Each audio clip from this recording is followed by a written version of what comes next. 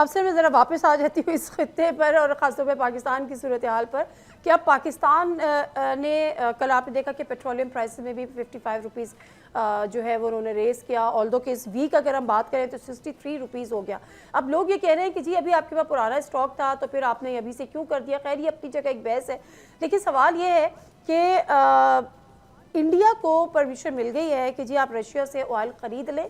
وہی امریکہ نے پرمیشن دی ہے جو پہلے اس بات پہ ناراض ہوا تھا اور اس کے بعد ٹیرف بڑھایا، پھر انڈیا سوری کر کے واپس ہو گیا.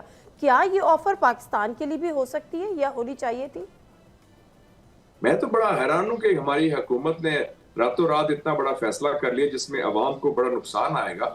کیونکہ یہ جو رمضان راکٹ میں کہوں گا، ادھر لڑائی گلف میں ہو رہی ہے، لڑائی ایران میں ہو رہی ہے، اور رگڑا ہمارے عوام کو مل رہا ہے جو غریب عوام ہیں جو پسے ہوئے ہیں آگے بھی. اور اس قسم کی قیمتیں اتنی بڑھا دی راتوں رات کہ it is a Ramzan rocket fired at the people of Pakistan.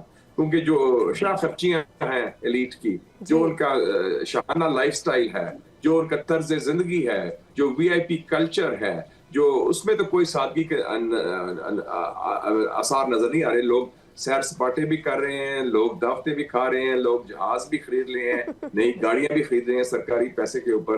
اور نہ تو یہ تو میں سمجھتا ہوں کہ بڑی زیادتی ہوئی پاکستانی عوام کے ساتھ. اور انہوں نے کیوں نہیں انتظام کیا تھا، اسٹاک پائل کیوں نہیں تیار کیے تھے؟ لب کو پتا تھا کہ جنگ کے بادل منڈلا رہے ہیں اس خطے میں، تو ان کو they should have stockpiled oil اور انرجی ریزروز کے. یہ کوئی مسئلہ they have sir. کتنی دفعہ انہوں نے یہ بات کی کہ ہمارے پاس کافی اسٹاک ہے، we have ample stock، پریشان ہونے کی ضرورت نہیں ہے، there is no need to be panic. like end of March ہمارے پاس کافی اسٹاک ہے. اب یہ رکھا ہوا اسٹاک جو $60 پر بیرل آپ نے خریدا تھا اس پہ آپ نے پرائس بڑھائے.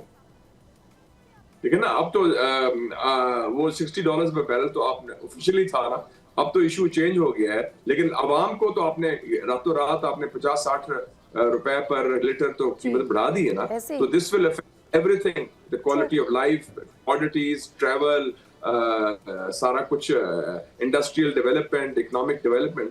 یہ تو بہت بڑا دھچکا ہوگا یہ رمضان راکٹ. اب ذرا وہ رشیا کی طرف، انڈیا کی طرف آ جاتے ہیں. انڈیا کو اجازت مل گئی کہ رشیا سے آپ آئل پرچیز کر لیں، جس پہ پہلے ناراضگی تھی ٹرمپ کی، ٹیرف لگا دیا، واپس لیا، سارا کچھ ہوا. کیا یہ آفر پاکستان کے لیے بھی ہو سکتی ہے؟ کیا ہم نے مانگا ایسا؟ انڈیا نے مانگا ہوگا تو ان کو یہ دیا گیا نا اجازت. آپ اجازت مانگتے ہیں تو پھر ملتی ہے نا. ہم نے اجازت مانگی ہے، ہم نے کچھ سوچا ہے اس کا متبادل کا، تو یہ لمحہ فکریہ ہے اور یہ حکومت بہتر جواب دے سکتی ہے. انڈیا نے ظاہر ہے ایک درخواست دی ہوگی امریکہ کو، اجازت مانگی ہوگی تو پھر ہی دیا. کیونکہ انڈیا بھی امریکہ کی ہر بات مانگ رہا ہے. انہوں نے ایران سے تیل بند کیا، روس سے تیل بند کیا، انہوں نے ان کی منشا کے مطابق فری ٹریڈ ٹیرف کا ایگریمنٹ بھی کیا. تو اور ان کے لیے وہ اسرائیل کو ملے بھی. مودی خود گیا اسرائیل کو، نتن یاہو کو آشیرواد بھی دیا. And I think Modi is convinced that the road to Washington lies through Tel Aviv. اس لیے وہ اسرائیل کو کیا کہ اسرائیل لابی اس کو مدد کرے گی واشنگٹن ڈی سی میں ٹرمپ کے پاس رسائی کے لیے. بالکل ٹھیک ہے. اچھا سر، اب یہ ہے کہ جو گلف کنٹریز جو کہ متاثر ہو رہے تھے ڈیفینیٹلی ایران کی ان اسٹرائک سے، اب ایران نے کہہ دیا کہ ایسا کچھ نہیں ہوگا. لیکن دوسری طرف ایک بڑی انویسٹمنٹ ہے امریکہ کی طرف، جو کہ انہوں نے اپنا ایئر ڈیفینس کا سارا ان کو دیا ہوا تھا. اور ابھی آپ نے خود بھی جس طرح سے فرمایا کہ وہ ناراض ہوئے اس بات پہ، انہوں نے سوال اٹھایا کہ جی آپ اسرائیل کو بچاتے رہے اور ہمیں آپ نے ایران کے رحم و کرم پر چھوڑ دیا. اب جو اکنامکلی جو فال آؤٹ آ رہا ہے امریکہ کو اس جنگ کا، اس میں ممکنہ طور پر یہ بھی شامل ہو جائے گا کہ اگر وہ معاہدے امریکہ سے ختم کرتے ہیں تو امریکہ کا جو اکنامک فال آؤٹ ہے اس کا اینڈ رزلٹ کیا ہوگا؟ امریکہ کب تک اس جنگ کو افورڈ کر سکتا ہے فردر؟ امریکہ لمبی جنگ افورڈ نہیں کر سکتا، نہ سیاسی طور پر، نہ اقتصادی طور پر، نہ فوجی طور پر.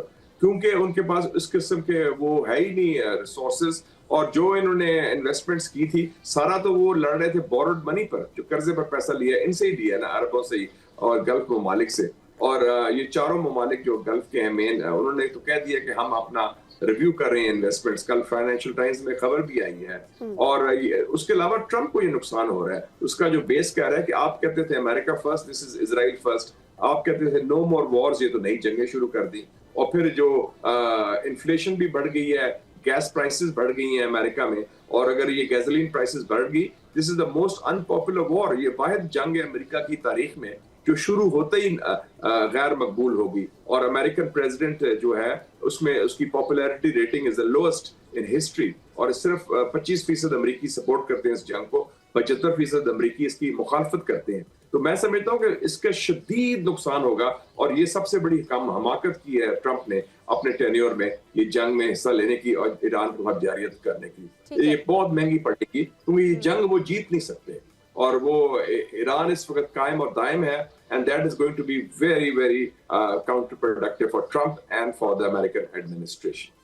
ٹھیک ہے سر, میں آخر میں ذرا رشیا اور چائنا کے رول پہ بھی بات کرنا چاہوں گی, کیونکہ آپ کو پتہ ہے یہ وہ دونوں کنٹریز ہیں جو شروع سے کہہ رہے تھے کہ یہ نہیں ہونی چاہیے. سیکیورٹی کونسل کا اجلاس بھی رشیا نے فوری طور پہ طلب کیا تھا. امریکہ نے الزام یہ بھی لگایا ہے کہ رشیا انٹیلیجنس پرووائڈ کر رہا ہے ایران کو, اور اسی طرح سے چائنا نے بڑا فرم ایک اسٹینڈ لیا ہوا ہے کہ فوری طور پہ جنگ روکی جائے. کیا اب جو میڈیشن کی بات ہو رہی ہے, کل بھی آپ نے دیکھا ایرانی پریزیڈنٹ نے کی تھی کہ جو میڈیشن ہو رہی ہے لیکن وہ ان سے کریں, ہم تو ہمارے اوپر تو خود اٹیک ہوا ہے بلا بلا, تو کیا رشیا اور چائنا کا کیا رول ہے میڈیشن میں, اور کن کن کنٹریز کا رول ہے اس وقت؟ میرے خیال میں 5 ممالک میڈیشن کر سکتے ہیں ایفیکٹولی. وہ ممالک جن کی رسائی ہے تہران میں بھی ہائیسٹ لیولز میں, اور جن کی رسائی ہے, انگریس ہے, امپیکٹ ہے, انفلوئنس ہے واشنگٹن ڈی سی وائٹ ہاؤس میں ٹرمپ کے ساتھ بھی. Pakistan, Turkey, Oman, China and Russia under the leadership of the UN secretary general. آپ UN سیکرٹری جنرل کو لیڈر بنائیں گروپ آف 5 کا, اور یہ انیشیٹو لیں تو میرا خیال کامیاب ہو سکتا ہے, اور یہ امریکہ کو بھی باور کرائیں. اور Trump can simply declare victory, وہ تو کہہ سکتا ہے میں جنگ جیت گیا ہوں, میرے مقصد پورے ہو گئے ہیں, ایران بم نہیں بنا رہا, ایران ویسے ہی نہیں بنانا چاہتا تھا, اور انہوں نے جو بھی کرنا تھا کر دیا, اور جنگ وہاں بند کر دے. کیونکہ یہ اس کے لیے اس کو نیتن یاہو کو لگام لگانا پڑے گی, اور نیتن یاہو سے علیحدگی کرنی پڑے گی, کیونکہ تباہی کا باعث اور تباہی کا جو بنیاد ہے وہ نیتن یاہو ہے, اور وہ ٹرمپ کو بھی ساتھ لے کے جانا چاہتا ہے. تو اس لیے ٹرمپ اگر علیحدہ ہو جاتا ہے نیتن یاہو سے, اور یہ ثالثی مان لیتا ہے ان 5 ممالک میں سے مشترکہ طور پر یا علیحدہ طور پر under the United Nation secretary general, تو یہ معاملہ ٹھیک ہو سکتا ہے جلدی. بالکل ٹھیک ہے. اور آپ کو لگتا ہے کہ یہ ایران بھی پھر اس کو ایکسیپٹ کرے گا, کیونکہ اس وقت بڑے ایگریسو موڈ میں نظر آ رہا ہے کہ جی ہمارے تو بڑا نقصان ہو گیا, تو ہم تو جنگ اس طرح سے سرنڈر کرنے کا یا ان چیزوں کا سوال ہی نہیں ہے کہ فی الحال ثالثی کا کہ سرنڈر تو نہیں ہوگا, لیکن جنگ میرا جو مشاہدہ ہے, میں ابھی گیا بھی تھا ایرانین ایمبیسی, ان کے وزٹرز بک بھی سائن کی ہے کنڈولنس کی, جس میں ریبر کی شہادت کا افسوس بھی کیا اور جارحیت کی مذمت کی. تو مجھے لگتا ہے کہ ایرانی جو ہے قیادت وہ تیار ہے ڈیل کے لیے اس وقت, لیکن ان کو گارنٹر چاہیے, اور وہ سمجھتے ہیں کہ ٹرمپ دھوکے باز ہے, وہ ان کو ٹرسٹ نہیں کر سکتے. لیکن اگر کوئی گارنٹر مل جائے, جیسے پاکستان ہو یا ترکی ہو یا اومان ہو یا رشیا چائنا ہو جائے انڈر UN سے, تو وہ ڈیل کر لیں گے, کیونکہ وہ آگے ایگریمنٹ ہو گیا تھا زیرو انریچمنٹ پر, انسپیکشنز پر, نو نیوکلیئر بوم, تو وہ تیار ہیں اسی چیز پر, لیکن بشرطے کہ پھر آئندہ کوئی نئی جارحیت نہ ہو. اور زمینی فوج جو بھیجنے کی بات ہو رہی تھی ٹرمپ کی, اس پر بھی کوئی عمل ہو سکتا ہے, مطلب کیا جا سکتا ہے ان کی طرف سے؟ وہ ہوا تو وہ اٹ از خودکش والی بات ہے, وہ خود سیاسی اور فوجی خودکشی ہوگی ان کے لیے, کیونکہ زمینی فوج جہاں آتی ہے وہ دلدل ہے. ایران ایک کویگ مائر ہے, دلدل ہے ان کے لیے, وہ پھنس جائیں گے. 9 کروڑ کا ملک ہے, اور سارا ملک متحد اور لڑنے مرنے کو تیار ہے. فار ایران اور die and they are ready for both. Subscribe کریں اور بیل دبائیں تاکہ کوئی خبر رہ نہ جائے.